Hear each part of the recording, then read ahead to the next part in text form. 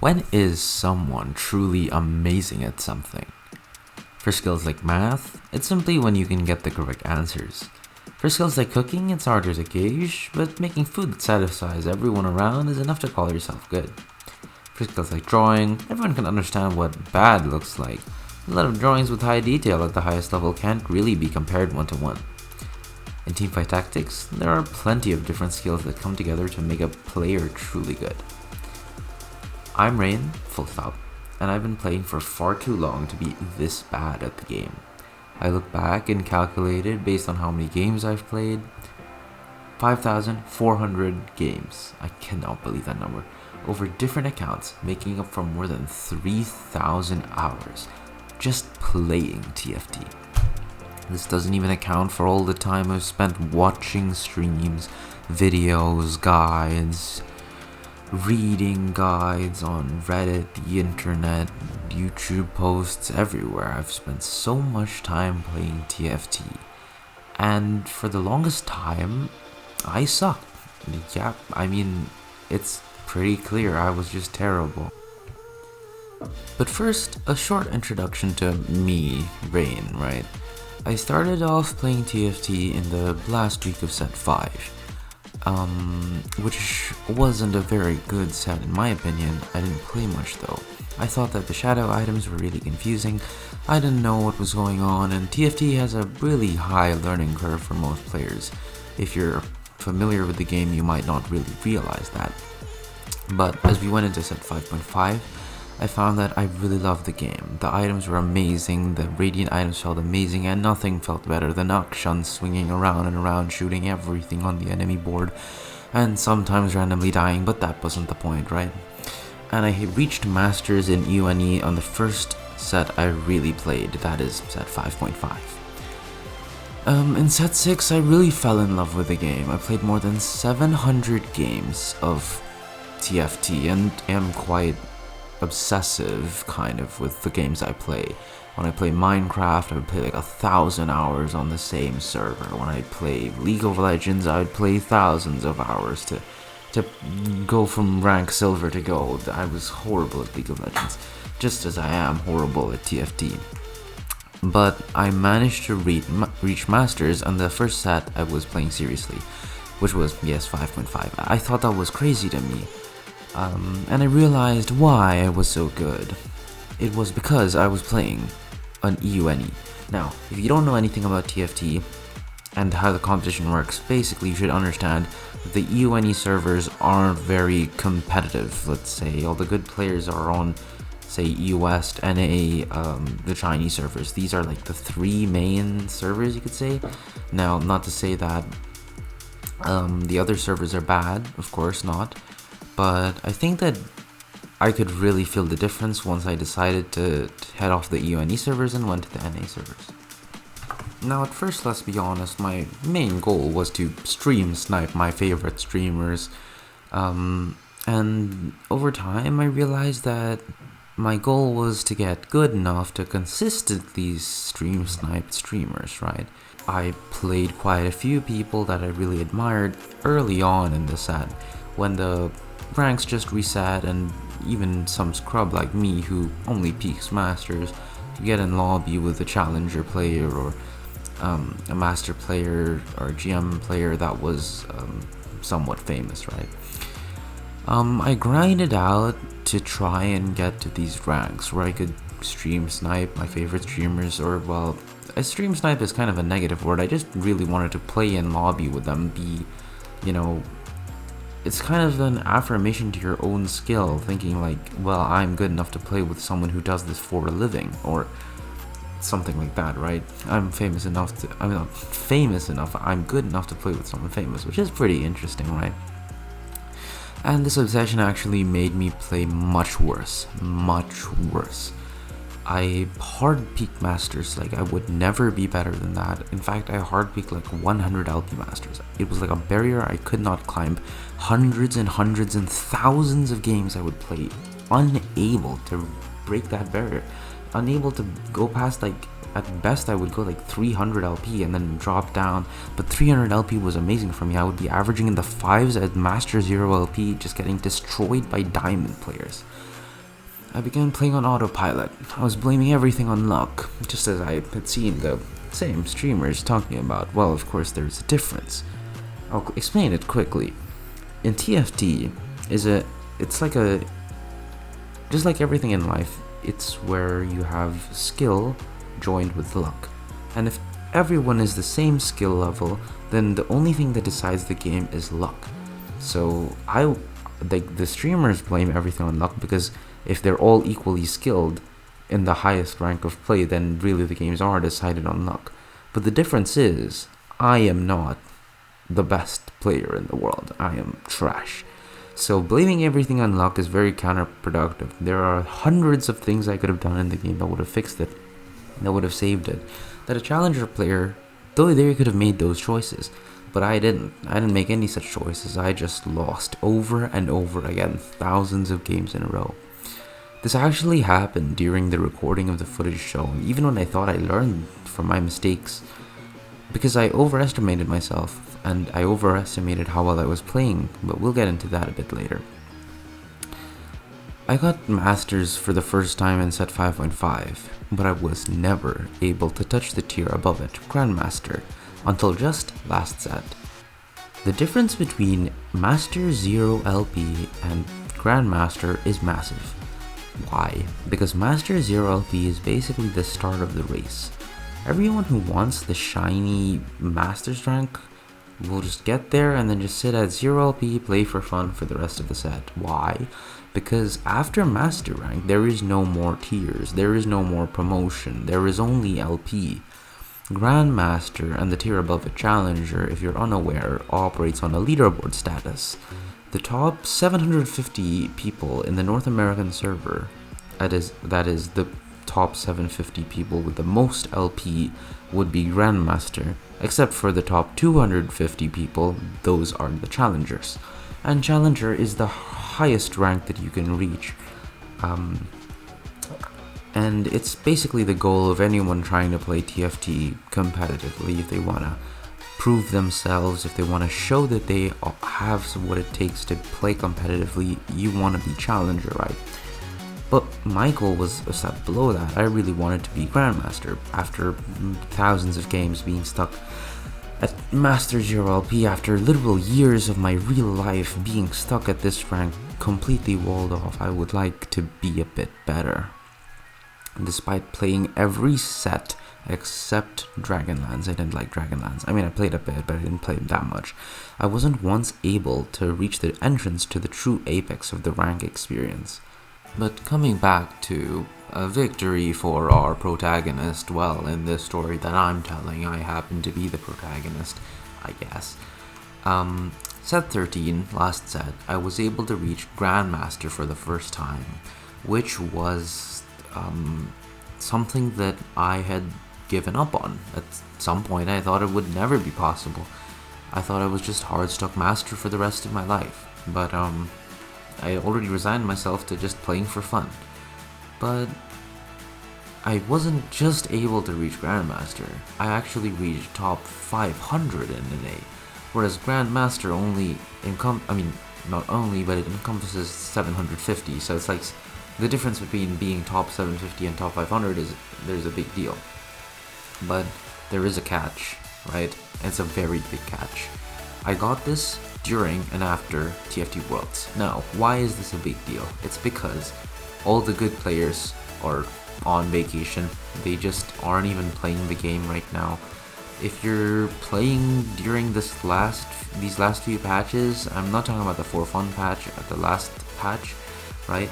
Nobody is playing, all the good players are gone, so all I had to do was farm the guys that are left, and everyone left wasn't good enough to play in the tournaments, or wasn't a streamer, doesn't play for a living, so everyone left is basically just like me, some random idiot. So, I mean, yeah, I felt like I hadn't really earned the title, though I mean I did still brag about it for 10 days. I was highly proud, arrogant, and boastful about it for just an extremely long time. I had just Grandmaster TFT on all my bios. That's right, all dating apps, it was just hit me up, I'm a Grandmaster in TFT. But, I mean, I didn't feel like I really earned it, right? What is the point in playing a competition when all the good players are gone? It's like announcing yourself the best football player in the world while not fighting a single football player. All you're fighting are toddlers. I felt like I absolutely had to prove myself by getting Challenger in the next set 14.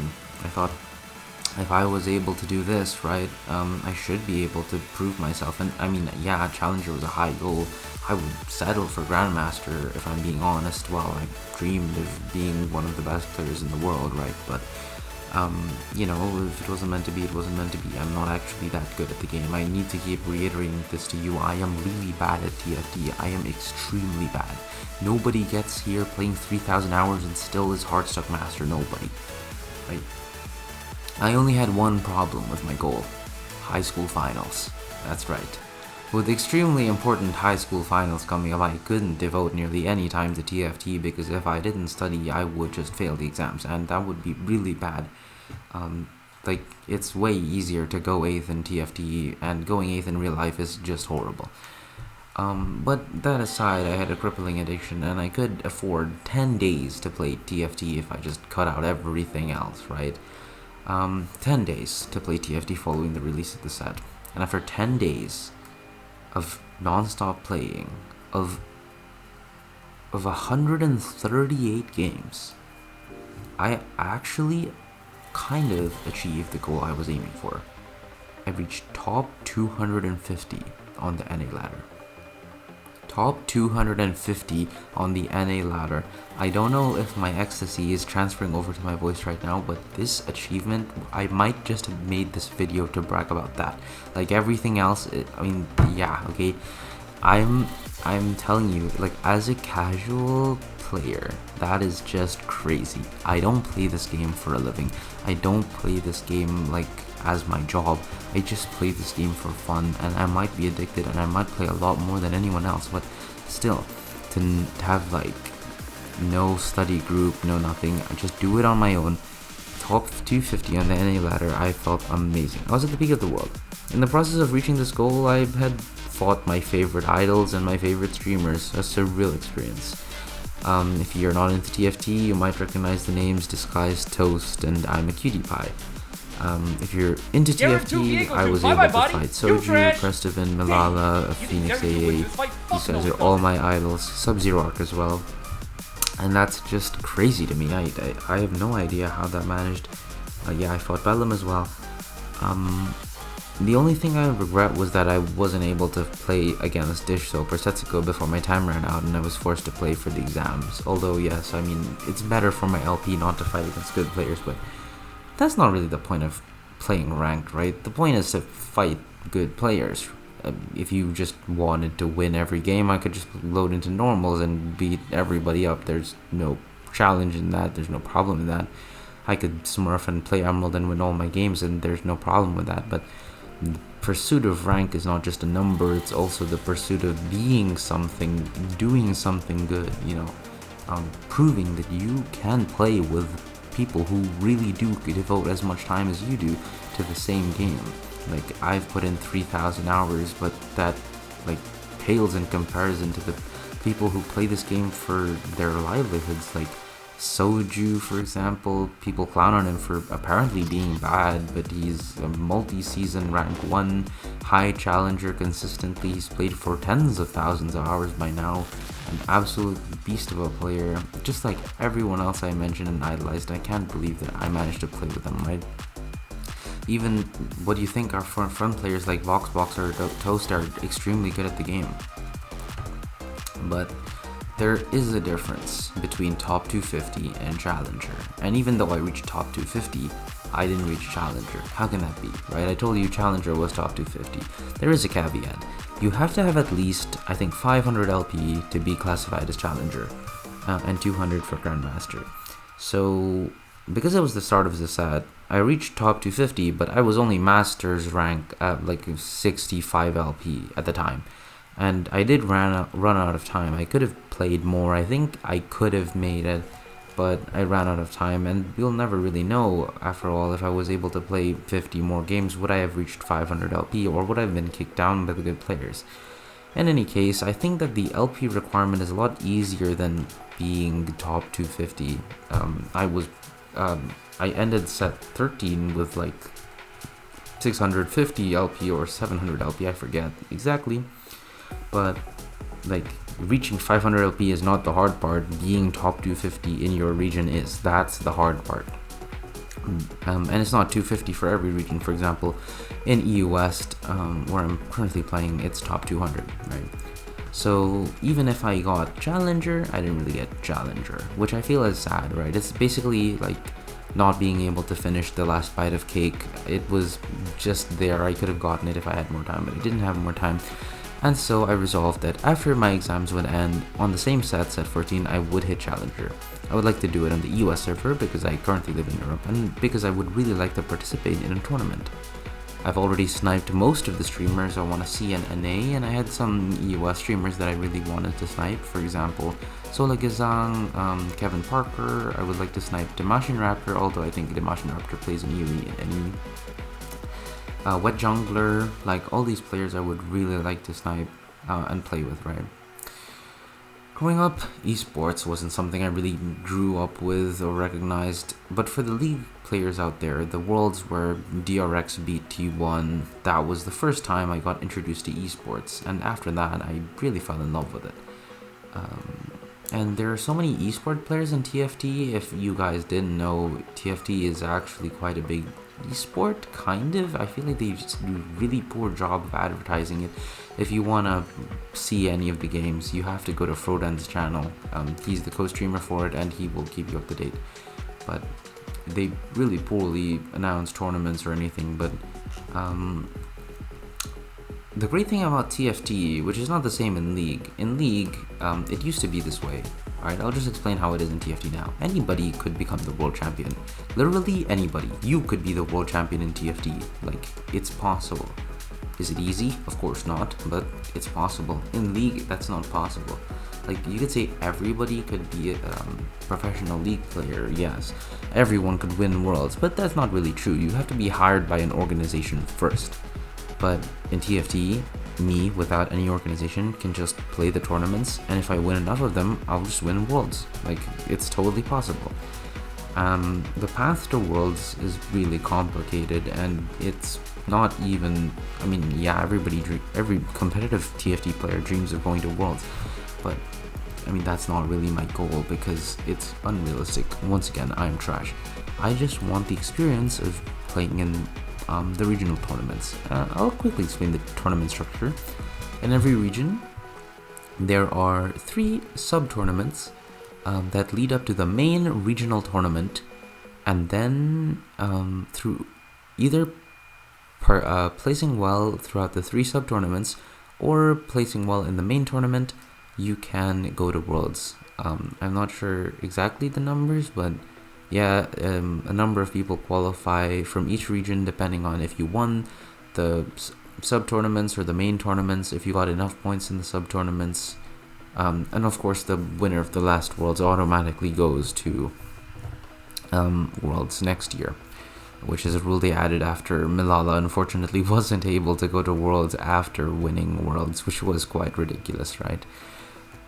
So the reason why I decided to move from NA servers to US was mostly because of the tournaments. I wanted to be able to see how the tournament gameplay would feel, and you're not allowed to play tournaments on a server that you, like, if I don't live in NA, I'm not allowed to play on the NA server for tournaments.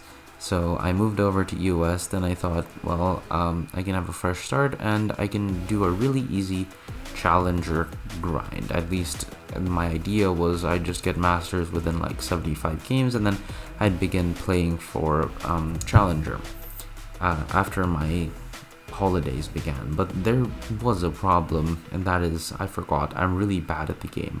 I alluded to this, but you can kind of see in the background, yep, just went dead last. Not really dead last, but I was losing games in these ranks, which was just baffling to me. I didn't even consider the possibility, but like when I went on a Smurf account one time, I think this was in set 10, I wasn't even as good as I am right now. I think I was much worse, but I started off my Smurf account with 10 firsts in a row. This was before bots.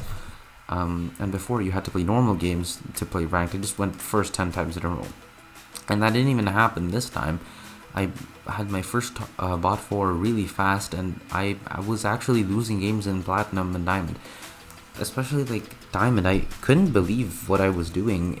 It was like watching a train wreck in motion, and I realized I was being way too complacent for what it was, because the games were supposedly really easy. Like, I don't really think that these players are that good. They're just diamond players or platinum players, and I was playing so poorly, it was just shocking me. I mean, I made it through the Masters. This is a spoiler for the video, I guess, but let me pull up the stats here, actually.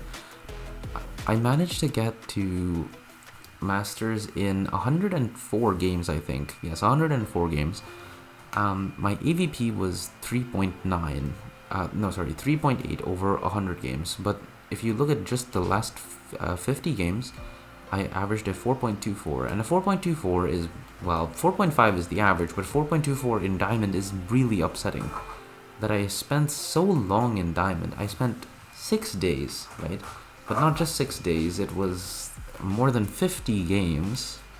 More than 50 games I spent in Diamond 4. I mean, I thought I was quite decent after the end of the last set where I reached Grandmaster. After the start of this very same set where I reached top 250, I thought I would be able to measure up, but after 104 games I got Master. This is no achievement, to be clear. It's just disappointing. So I will have to prove myself. Like, this is a kind of a documentation of my own journey, of how I improve myself, how I get better at TFT.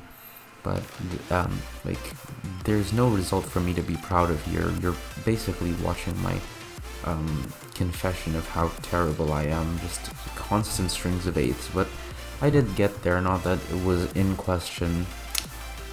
The reason why I think that the game begins at Master Rank is because everyone below Master Rank, I think that they are not really trying to play the game competitively. I mean, you can be Diamond or Emerald and think that, you know, you're playing quite a lot, right? But there's kind of a difference. I think that anyone who wants to put in effort to play and be better at the game can reach Masters. And I know that if you're hard stuck, for example, that sounds insulting, or it sounds like I'm making fun of your efforts, but like, hear me out for a moment.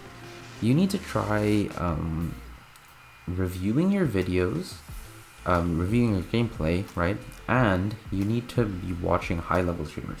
So this is how I broke through from my master hard stuck stage. And if you wanted to know how I learned, then I think this is the most important thing. You have to choose a high-level streamer, watch their VODs, that is the video of their gameplay. Watch it at double speed, I think, or 1.5 times speed, accelerated basically. And you have to basically look at what they're doing. On the patch, on stage 1, what units are they holding? In situations, what situations are they doing? What is their, how many games of what composition do they play? How do they flex? How do they decide what lines to play? What augments do they take? And most importantly, like, what are their decisions? I want you to stop the video before they make a major decision. Like, augment selection on 2-1, pause the video, decide, and what would you choose? See what they pick, see what they do. I'm serious in saying that I would pause every shop on a 4-2 rolldown, look at the shop, think about what I would buy, and then see what they bought on a 4-2 rolldown. Now, I mean, it's way easier if they're already committed. For example, Anima Squad, they're obviously just clicking the Zayas and the Leonias, and they're maybe the Aphelioses, and they're just dropping everything else. But it's seriously important to see, like, before, what I wasn't able to realize is they would often sell Zac. I thought that Zac was broken. Zac is currently still broken, and he was broken as well. But the streamers would like sell Zac. I would be like, why? You could just put the Zac on the board, and it impresses on me. Yes, obviously, Bloblets if your Zac doesn't have any blobs, it's pretty worthless, but I didn't realize when it was worth it to hold the Zac, to play for the blobs, to hope for a higher cap board, or just sell it off, make the 5 gold, try and stabilize your board any way you can, try and make the game playable.